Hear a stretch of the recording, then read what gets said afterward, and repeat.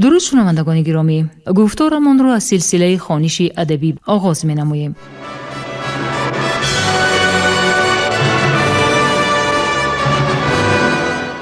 با توجه شما کتاب کسینوفونت تحت عنوان کروشنامه در ترجمه، تحریر، سرسخن و توضیحات دکتر علم‌های فلسفه پروفسور رمضان نظریف در قرائت کارمند شایسته تاجیکستان علیزاده عبدالرشید خوجمقل تقدیمتان می‌گردد. گفتار 25.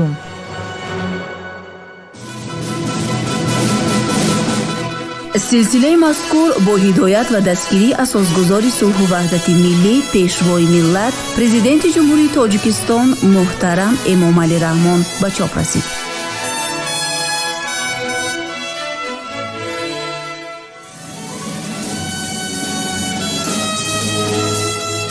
کروشنامه اثری است که تربیه سرلشکر و حاکم آرمانی مردم فارس را در دوره هخامنشی‌ها تصویر می‌کند.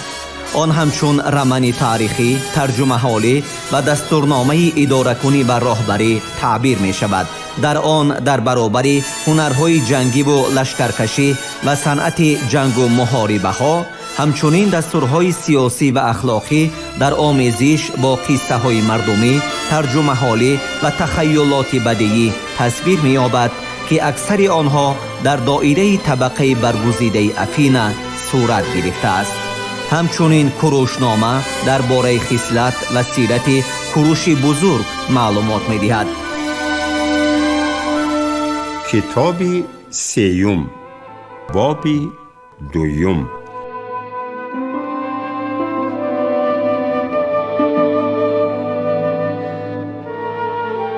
در این حال به نزد کوروش اسیرانی زخمی و زنجیربند را آوردند. کوروش زخمیان را دیده فوراً فرمان داد که آنها را از زنجیر آزاد کنند. طبیبان را به نزدشان دعوت نمایند و فرمود که آنها را طبابت نمایند.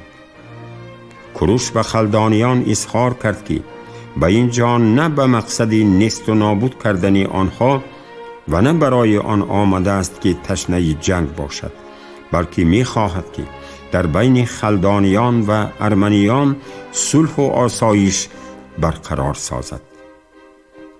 قبل از آن که این کوه‌ها از جانب من اشغال کرده شوند، شما میدانم صلح و آسایش را نمی خواستید و خود را کاملا امن احساس نموده مال و ملک ارمنها را غارت می کردید. اکنون خودتان می بینید که شما در کدام حالت قرار دارید.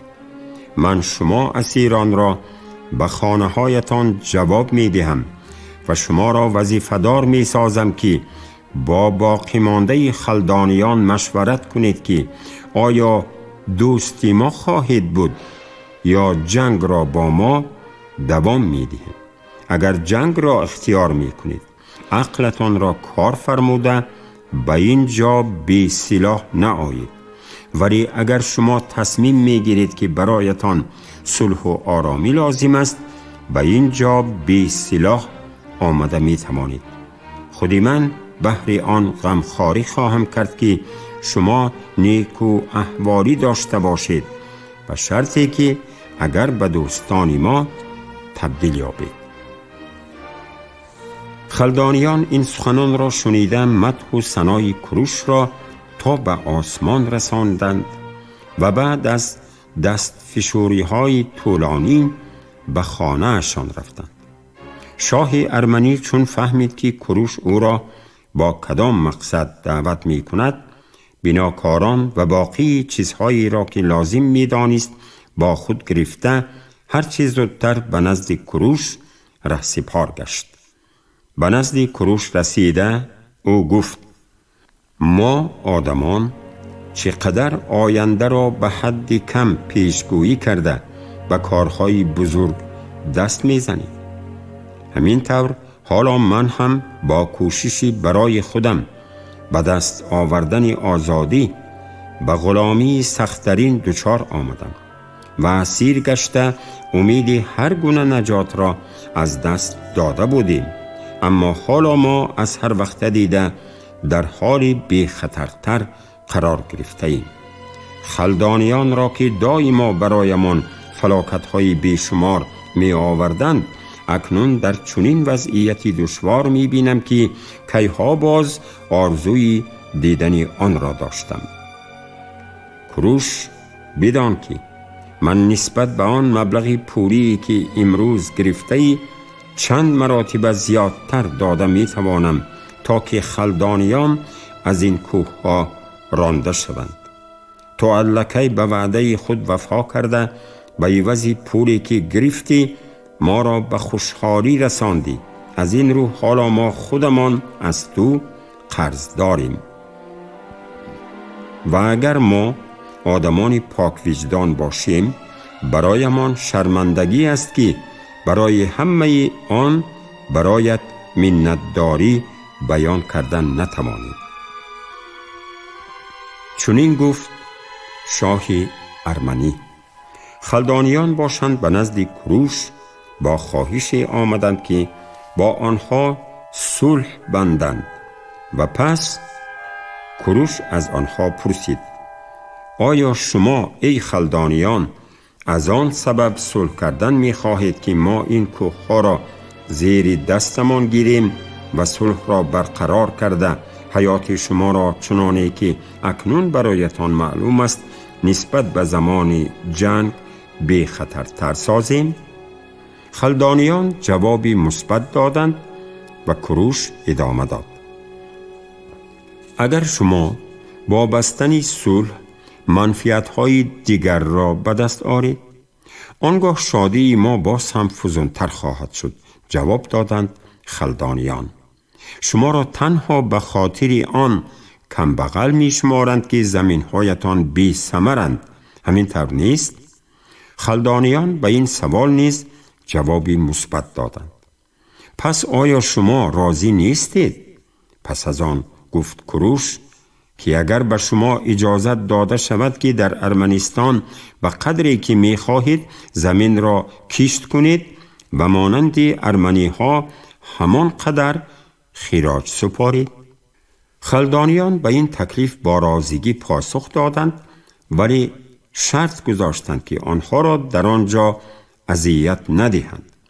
پس کروش به شاه ارمنی رو آورده پرسید: تو ای شاه ارمنی راضی هستی که زمین های حالا بیکار خوابیده تو را آنها کشت و کار نمایند به شرطی که اندازی مقرر کرده ات را سپارند؟ برای اجرا شدن این کار جواب داد شاه آمدم که بهای گرانتر را پرداخت نمایم، زیرا با آن درآمد دولت خیلی زیاد خواهد شد و شما خلدانیان که کوههای خیلی زیبا دارید آیا به ارمنی ها اجازت می دهید که رمه چاروایشان را در اینجا چرانند به شرطی که اگر از روی انصاف حق آن را پردازند؟ خلدانیان راضی شدند، زیرا به قول آنها از این گونه عهد و زیاده از این بی زحمت علاوگی منفعت کلان به دست خواهند آورد. آیا تو ای شاه ارمنی می خواهی که از چراگاه خلدانیان استفاده بری به شرطی که اگر به خلدانیان مبلغی نان قدر زیاد داده در عین زمان فایده کلان گیری؟ با کمال میل، زیرا گمان می کنم که رمه چاروایم را با بی خطری کامل می چرانم. البته مادامی که کوه‌ها شریکتان می شوند شما خود را بی خطر حس خواهید کرد. پرسید کروش. شاه ارمنستان به قول راضی شد. اما ما به نام زیوس قسم می خوریم، گفتند خلدانیان، که برای ما نه تنها در زمین ارمنی ها بلکه حتی در زمین خودمان اگر این کوه ها از ارمنی ها باشند آرامی نخواهد بود. اگر کوه ها از آن شما باشند آنگاه ما به بی‌خطری خود باوری خواهیم داشت. اما قسم به نام زیوس، گفت شاه ارمن، ما آرام بودن نمی توانیم که اگر خلدانیان دوباره این قله ها و بر ضم آن قله های استحکام شده را اشغال نمایند. پس کوروش گفت: اینک من چنین تصمیم میگیرم: با یگان نفری شما صاحبیت قله های این کوه ها را نمیدهم و ما آنها را خودمان محافظت میکنیم. اگر یگان نفری شما رفتار ناعادلانه صادر نمایید، ما طرف جبر دیده را خواهیم گرفت. ارمنی های و خلدانیان چنین تصمیم را شنیده کوروش را ستایش نمودند و اعلان کردند که تنها با همین شرط و شرایط صلح بین آنها پایدار خواهد بود. در عین زمان آنها به یکدیگر قول وفاداری داده عهد و پیمان بستند که هر دو خلقشان آزاد و مستقل خواهد بود. ازدواج بین مردان و زنان هر دو خلق به حکم قانونی درآورده شده، حقوق کشت و کار همدیگری زمین و حقوق چرانیدن چاروا در هر دو طرف مقرر گردید و اتحاد مدافعوی نیز در صورت از بیرون حمله آوردن با یکی از جانبها بسته شد. همه این در آن زمان انجام گرفته بود و شرطنامه هایی که در آن دوره بین خلدانیان و حاکم ارمنستان بسته شده بودند امروزها هم اعتبار دارند. چون این شرطنامه را بسته هر دو خلق با جد و جهد یکجایه به ساختن قلعه که باید برای آنها همچون پاسبانگاه عمومی خدمت میکرد شروع نموده به جای تعیین شده تمامی مصاریح برای ساختمان ضروری را کشاندن گرفتند. هنگامی که شام فرا رسید، کوروش نمایندگان هر دو خلق را که الکی با هم دوست گشته بودند به ضیافت شام دعوت کرد.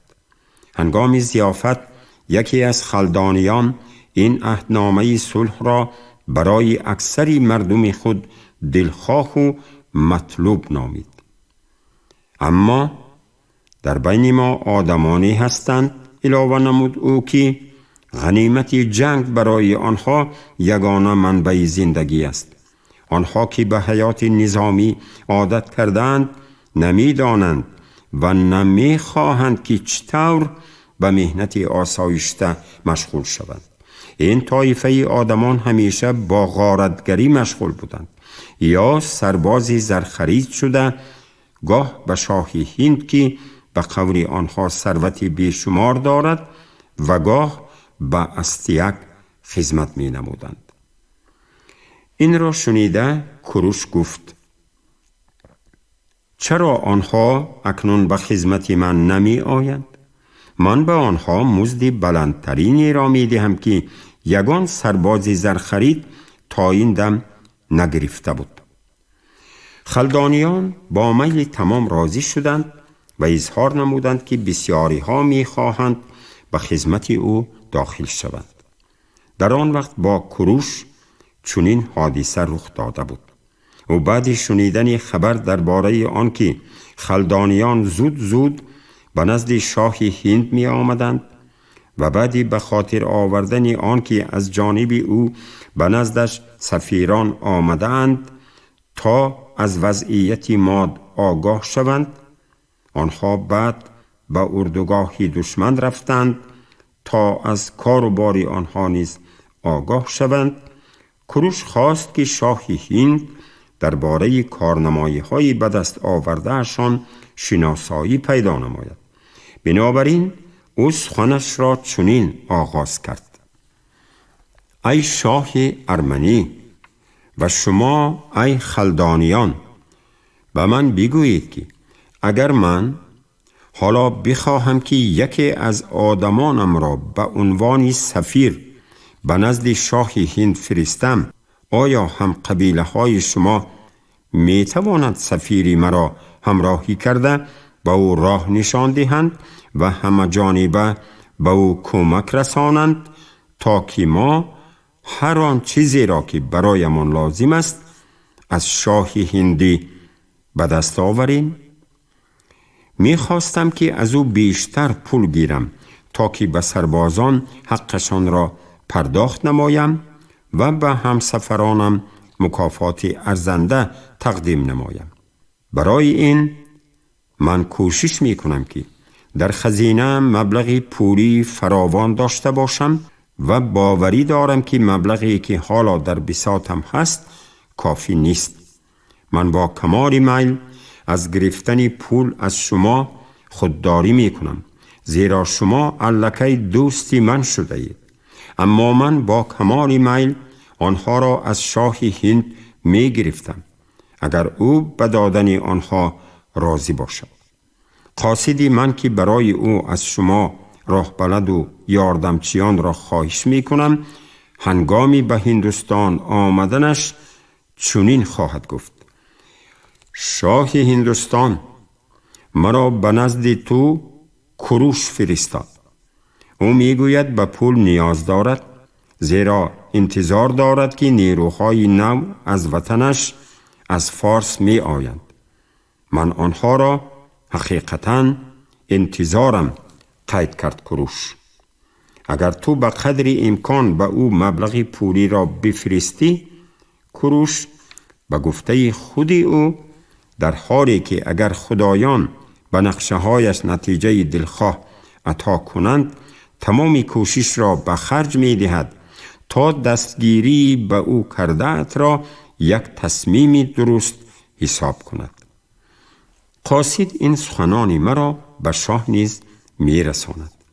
شما باشید در نوبت خود به آدمانتان سپارش می دهید که آنها هر آن چیزی را که ضرور می شمارند به شاه هندی رسانند.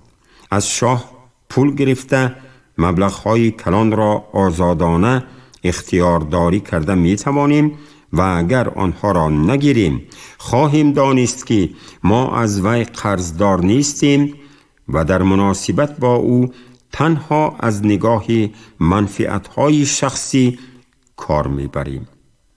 کروش چنین سخنرانی کرده امید داشت که سفیران ارمنی‌ها و خلدانیان که به نزد شاه هندی می‌رفتند درباره او حرف زده تعریف و ستایش می‌کنند و شهرتی که در آرزوی آن بود در جهان انتشار می‌یابد. بعد این وقت فرا رسید و آنها استعمال خوراک شام را تمام کرده برای دمگیری پراکنده شدند.